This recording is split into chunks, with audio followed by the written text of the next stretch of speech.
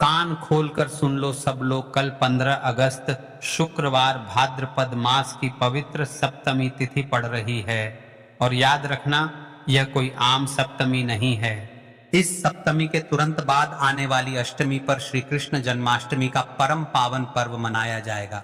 ठीक जन्माष्टमी से पहले की यह सप्तमी भाग्य जागरण की तिथि मानी गई है। मैं आज इसी व्यासपीठ से कह रहा हूं, सिर्फ 108 चावल के दाने और एक दीपक का छोटा सा पर सिद्ध उपाय, और आपके जीवन की अटकी किस्मत भी जाग उठेगी। उपाय तो करना ही है, लेकिन इससे पहले जान लो कि यह सप्तमी आखिर इतनी विशेष क्यों है। देखिए महाराज, भाद्रपद मास की सप्तमी का एक अद्भुत रहस्य है। जब अष्टमी जन्माष्टमी निकट हो तो सप्तमी का दिन आध्यात्मिक ऊर्जा का सेतु बनता है। यही वह क्षण है जब छोटे छोटे उपाय भी 100 गुना प्रभाव दे जाते हैं। आप पूछेंगे क्यों? क्योंकि सप्तमी से अष्टमी तक का यह काल सत्व ऊर्जा का तेजी से बढ़ता हुआ काल है।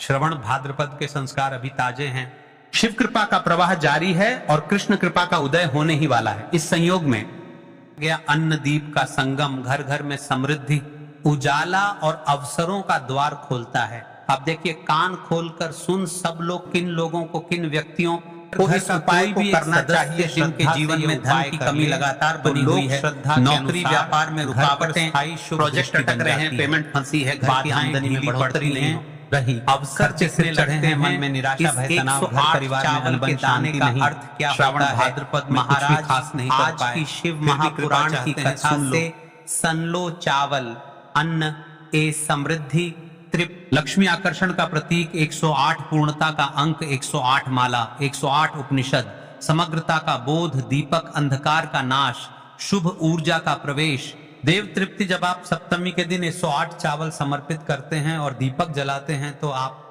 प्रतीकात्मक रूप से अभाव प्रभव कमी से समृद्धि की घोषणा करते हैं। यही संकल्प ऊर्जा आपके कर्म क्षेत्र में रास्ते खोलती है। देखिए महाराज, आज की शिव महापुराण की कथा में एक पत्र आया है। पत्र से जानिए कि महिला के साथ चमत्कार हुआ कुछ समय पहले। राजस्थान के एक छोटे से गांव में रहने वाली सीमा जी के जीवन में बहुत कठिनाई चल रही थी। पति की नौकरी छूट चुकी थी, बच्चों की पढ़ाई रुकने की कगार पर थी और घर का खर्च चलाना भी मुश्किल हो रहा था। सीमा जी रोज पूजा पाठ करती थीं, लेकिन मन में एक बेचैनी थी कि फिर कब भगवान की कृपा होगी। पिछले साल भाद्रपद मास की सप्तमी तिथि आई। गांव के एक बुजुर्ग ने उन्हें बताया कि बेटी, इस पावन दिन 108 चावल के दानों और एक दीपक का उपाय कर लो, भगवान शिव स्वयं तुम्हारे घर आशीर्वाद लेकर आएंगे। सीमा जी ने श्रद्धा से सुबह सुबह शिव मंदिर जाकर 108 चावल के दाने अर्पित किए, एक आटे का दीपक जलाया और भगवान से मन की बात कही। उसके बाद चमत्कारिक रूप से कुछ ही दिनों में उनके पति शहर में नौकरी मिल गई, घर का कर्ज उतर गया और बच्चों की पढ़ाई फिर से शुरू हो गई। सीमा जी आज भी कहती हैं, सप्तमी के दिन किया गया ये छोटा सा उपाय मेरे जीवन की सबसे बड़ी वरदान साबित हुआ। देखिए, बहुत सारे लोग कहते हैं कि महाराज जी गम बहुत देर तक तो फालतू बातें करते हैं, उपाय पहले बता दिया करो। तो सब लोग कान खोलकर सुन लो, हम सबसे पहले आपको वह सारी सच्चाई बताना चाहते हैं ताकि आप विश्वास करके इस उपाय को कर सके, क्योंकि मेरा भारत महान यहाँ के सारे लोग कार में जी रहे हैं। तो चलिए अब चलते हैं उस विशेष उपाय की तरफ जो आपको कल सप्तमी तिथि के दिन करना है। अब दोस्तों, इस 108 चावल के दाने वाले उपाय को आखिर करना किसको है? सबसे पहले हम लोग वह बात जान लेते हैं। तो देखो, घर की जो बड़ी माताएं बहनें होती हैं, उन माताओं बहनों में से कोई भी एक बड़ी माता बहन इस वाले उपाय को कर सकती है। और दोस्तों, अगर आप चाहे तो अपने घर में से सभी सदस्यों को भी इस उपाय को करवा सकते हैं। अगर किसी व्यक्ति की खुद की कोई मनोकामना है, खुद की कोई दुख और परेशानी है जो कि वह अपने लिए ही करना चाहता है, इस वाले उपाय को तो वह खुद अपने लिए भी करे। कि अगर कोई घर में से ऐसा है जो कि अपने पूरे घर परिवार की सुख और शांति के लिए यह वाला उपाय करना चाहता है, तो भाई वह भी कर सकता है, उसमें भी कोई दिक्कत वाली बात नहीं है। कहने का मतलब यह है कि इस उपाय को हर एक सदस्य भी कर सकता है और पूरे घर परिवार के सदस्य के लिए घर की बड़ी माताओं बहनों में से कोई एक माता बहन भी कर सकती है। माताएं बहनें अगर घर में उपस्थित ना हो या वह यह वाला उपाय ना कर पा रही हो, तो फिर घर का कोई बड़ा सदस्य भी इस 108 चावल के दाने वाले कर सकता है। फिर वह पुरुष ही क्यों ना हो, उसमें कोई भी दिक्कत वाली बात नहीं है। अब दोस्तों, इस 108 चावल के दाने वाले उपाय को हमें करना कहां पर है? हमें इसे शिव जी के मंदिर में जाकर करना है। बहुत सारे लोग प्रश्न करते हैं, हर एक उपाय को करते समय क्या हम इस उपाय को घर पर कर सकते हैं? तो इस वाले उपाय को आप घर पर नहीं कर सकते हो। इस वाले उपाय को करने के लिए आपको शिव जी के मंदिर ही जाना पड़े डीढ़ेगा।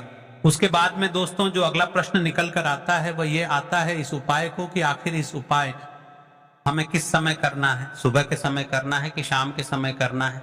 तो देखो इस वाले उपाय को आप लोग सुबह के समय भी कर सकते हो और शाम के समय प्रदोष काल में भी कर सकते हो।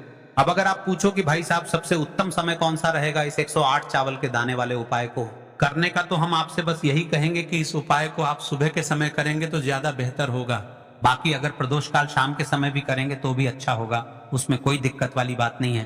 तो अब दोस्तों जो अगली सबसे बड़ी और महत्वपूर्ण बात आती है वह ये आती है कि सुबह अगर हम उपाय को करेंगे तो हमें कितने बजे से लेकर कितने बजे तक के बीच में करना है, और शाम के समय प्रदोष काल में करेंगे तो हमें कितने बजे से लेकर कितने बजे के बीच में करना है। तो देखो सुबह जितनी जल्दी हो सके आप उपाय को करने की कोशिश करना। बाकी अगर किसी कारणवश लेट भी हो जाओ, थोड़ी देर भी हो जाए, तो 10 या 11 बजे तक भी आप उपाय कर लेना, बजे से ज्यादा देरी ना हो, ठीक है। इस बात का ध्यान रखना। उसके बाद में दोस्तों अगर शाम के समय प्रदोष काल की बात करें, प्रदोष काल का जो समय है होता है वह शाम के 6 बजे से शुरू हो जाता है। मतलब शाम के 6 बजे से लेकर 7 बजे के बीच का जो समय होता है यह समय प्रदोष काल का समय होता है। पर अभी जो मौसम चल रहा है इस मौसम में जो है शाम बहुत देरी से होती है, तो आप इस उपाय को 7 या 8 बजे के बीच में भी कर सकते हो। मतलब शाम के 6 बजे से रात 8 बजे के बीच में आप कभी भी इस वाले उपाय को कर, उसमें कोई भी दिक्कत वाली बात नहीं है।